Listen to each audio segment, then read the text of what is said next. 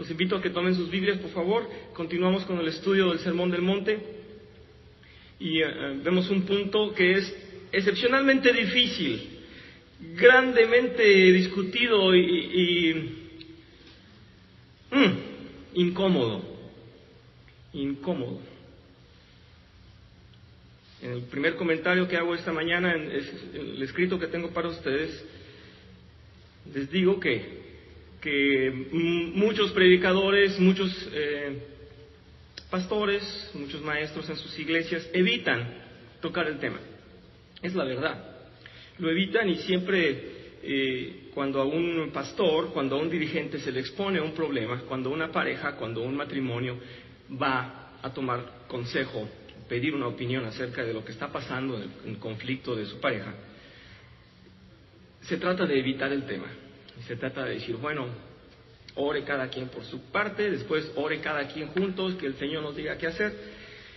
Y claro, es lo mejor que hay que hacer, pero no se quiere a veces tomar una postura. Es delicado y es muy particular. Sin embargo, para Dios las cosas están muy claras y se ha mal interpretado. Una mala interpretación que es muy grave y que es muy presente, la tenemos en nuestra iglesia católica. Cuando los que venimos de la iglesia católica tenemos ese mal entendimiento de que como el matrimonio es un sacramento para ellos, para nosotros hay dos sacramentos, ¿verdad? Es el bautismo y la Santa Cena. Pero la iglesia católica lo puso como un sacramento. Y entonces en un principio era imposible divorciarse. Y el fundamento en realidad no es así. Vamos a estudiarlo.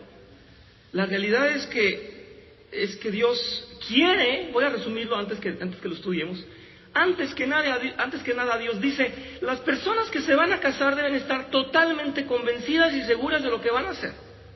Porque es una unión sagrada, es algo que Dios va a venir a sellar y va a ser santo. Y dice el Señor, yo quiero que esto perdure y mi garantía es que estoy con ustedes.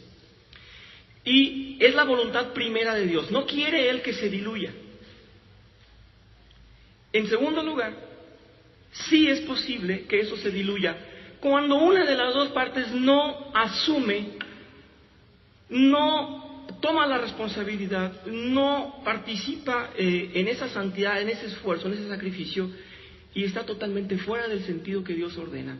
No es posible continuar con ese matrimonio.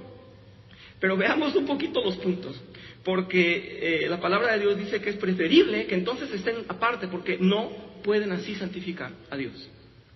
Vamos a ver los detalles, vamos a ver cómo se puso en la ley en un principio, cómo los fariseos la aplicaban, y qué es lo que vino a decir el Señor Jesús.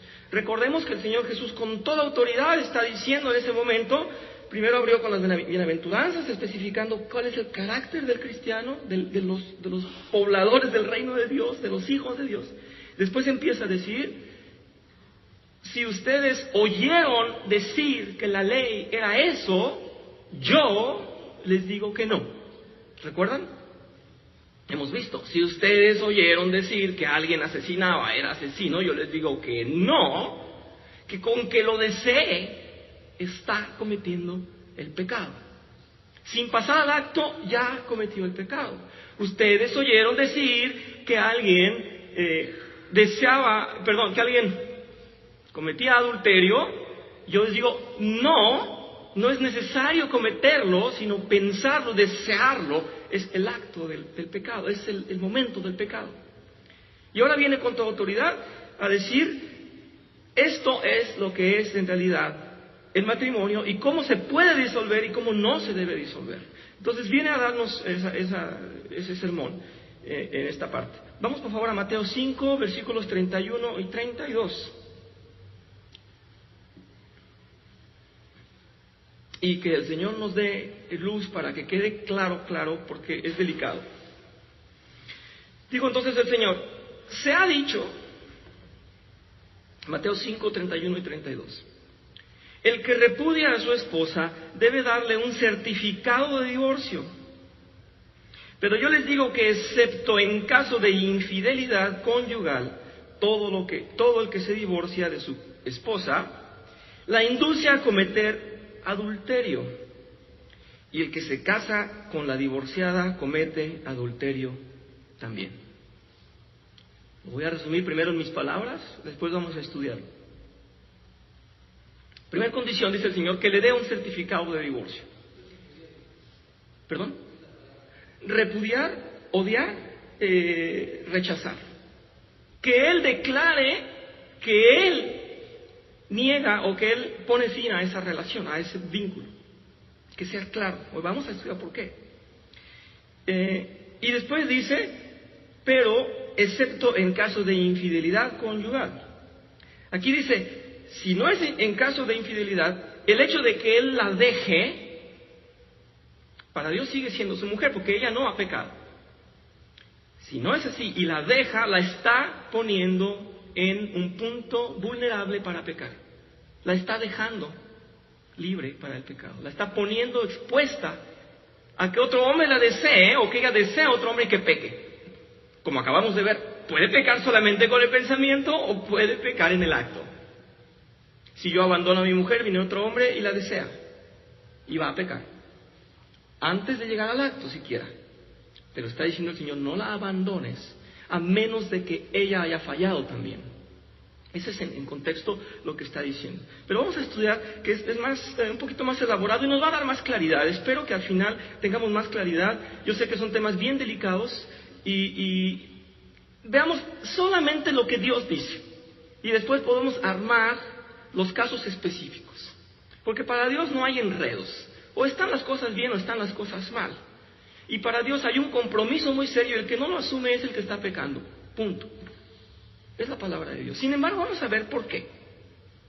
Leemos lo que yo escribí para ustedes. Dice, vemos el valor del estudio sistemático en la enseñanza bíblica. Sistemático, ordenado, en orden. No un día hablamos del pecado, otro día hablamos del infierno, otro día hablamos de la generosidad y otro día hablamos de la educación de los hijos. Dice, no, necesitamos dar un estudio sistemático en la Biblia porque entonces vamos a no perder nada. Aquí les voy a hacer un comentario. Bueno, vamos a leer primero esto. Dice, ¿cuán a menudo oímos hablar en público acerca de un texto como este? ¿No es cierto que esta es una clase de tema que los predicadores tienden a eludir? No hay que estudiar algunas partes de la palabra de Dios y hacer caso omiso de otras. Por no exponer la Biblia en forma sistemática, debido a nuestra tendencia a tomar textos fuera de contexto y a escoger lo que nos interesa y agrada, y a hacer caso omiso del resto, nos hacemos culpables de una vida cristiana desequilibrada. Les voy a dar a razón o a manera de anécdota, les voy a dar simplemente una imagen. Llega una persona a una iglesia de visita, ¿verdad? Tal vez viene de viaje, o tal vez quiso conocer esa iglesia, y se sienta por ahí en un rincón y dice, ¿de qué están hablando? Pues hoy está hablando de Corintios. El tema es Corintios, pero el pastor va a hablar acerca de Juan. ¿Cómo? Sí, el tema es Corintios, pero va a hablar acerca de Juan. ¿Por qué? Porque al pastor le gusta Juan. Bueno, pero si vamos a ver Corintios, sí, pero todo lo mete a Juan. Lo jala de ahí, se lo lleva y habla de Juan. Siempre habla de Juan. Puedes hablar de cualquier otra cosa del Antiguo Testamento, pero él siempre explica a Juan. ¿Por qué? Porque le gusta el libro de Juan. Vean la imagen. Eso nos pasa a los siervos de Dios, eso nos pasa a los expositores de la palabra de Dios, con mucha frecuencia. Ok, estamos en Colosenses, pero me gusta más explicarlo a la manera de Lucas. Y Lucas también tocó el tema de otra forma. ¿Qué pasa? Que nos da a veces pereza o hay temas que no nos gustan. Una de las ventajas de estudiar de la manera sistemática es que te guste o no vas a pasar por ahí. Ay, esto me aburre, son genealogías. Son importantísimas las genealogías. Es que me aburren tantos nombres, tienes razón. Pero quiero que comprendas de qué trata la genealogía, por eso está en la palabra de Dios. Y muchos pastores tienen ese, digámoslo, defecto, somos humanos, pero tienen esa inclinación. Yo prefiero estudiar Proverbios. Veamos cualquier tema y vamos a meterlo todo a Proverbios. Y váyanse con un buen consejo a casa. Es la manera de lo que tendemos a hacer. Vamos a hablar del divorcio porque es necesario hablar del divorcio. Y ya ni modo. ¿Alguien quiere estar en mis zapatos? Pues no. Vamos. Es muy bueno, por tanto, que estudiemos el Sermón del Monte de modo sistemático. Dice, el Evangelio de Jesucristo afecta todos los aspectos de nuestra vida y no tenemos derecho a decir que ninguna parte de nuestra vida está fuera de su alcance. La Biblia nos enseña que todo lo que necesitamos, perdónenme, estoy leyendo mal. La Biblia nos enseña que todo lo que necesitamos saber para vivir a la manera que Dios quiere. Muchas de las dificultades, sin embargo, las han creado los hombres y se deben, en último término, a la enseñanza de la Iglesia Católica acerca del matrimonio como sacramento. Partiendo de esa posición, manipula las afirmaciones de las Escrituras para que encajen con su teoría. A Calvino lo perseguían, a Lutero lo querían quemar porque él decía que era posible divorciarse, que era a veces necesario divorciarse y querían quemarlo. Porque para la Iglesia era un sacramento, ¿cómo podía violarse? No sé si lo han leído, pero él era perseguido por aclarar las cosas en la Biblia.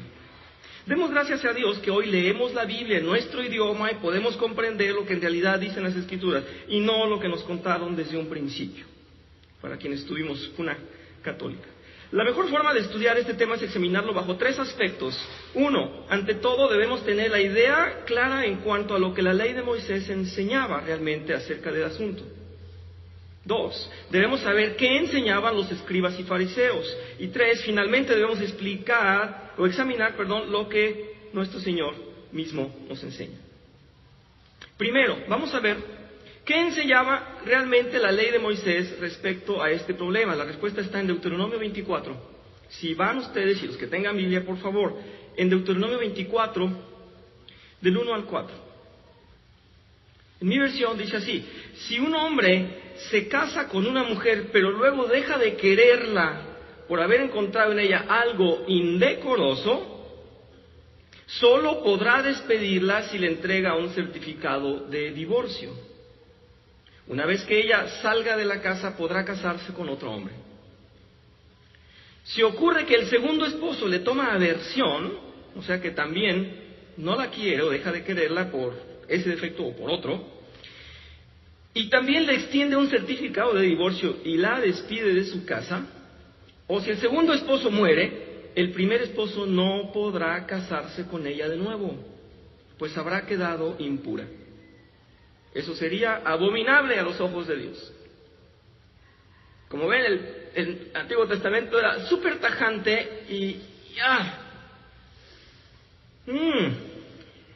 Vamos a analizar, si un hombre se casa con una mujer y luego deja de quererla por haber encontrado en ella algo indecoroso. Recordemos que Dios es puro y Dios es exacto. Esta ley fue tomada de una manera muy humana y de manera muy a conveniencia de quienes estaban aplicando la ley. Y entonces decían, bueno, yo puedo encontrar en mi mujer algo indecoroso, como que no me gustó que sea un poco coqueta, que se meta en mis discusiones, no se puso el velo, se subió la falda 3 centímetros, y yo ya no la quiero porque me parece que tengo inseguridad de ella y ya la voy a declarar en divorcio. Eso sin contar toda la presión que tenía la mujer, toda la disminución en la que estaba el papel de la mujer por tantas leyes en las que el hombre era la cabeza y estaba mal interpretado. Y entonces la mujer podía ser divorciada por el hombre porque él quería, en el momento en que quería aplicar esta ley como él deseaba. Decía, ya me cansé de esta, estoy deseando otra, pues voy a buscarle un defecto a esta. Eso no pasa hoy. Eso no está en los tiempos actuales, en la mente, en los corazones de los matrimonios, no pasa hoy. En Krypton, en el planeta nuevo que acaban de descubrir. Es la naturaleza humana. Y los escribas en su grupo, en su gremio, en su club, aceptaban divorcios de alguien que decía, es que esta mujer ya me falló. ¡Oh, le falló! ¡Afuera! Y decía otro, si la deseaba, decía, vamos a divorciarla, que se divorcie, porque yo la deseo. ¿Se imaginan la ensalada, la revoltura de pecado que había ahí? ¿Sigue existiendo en estos días? ¿No?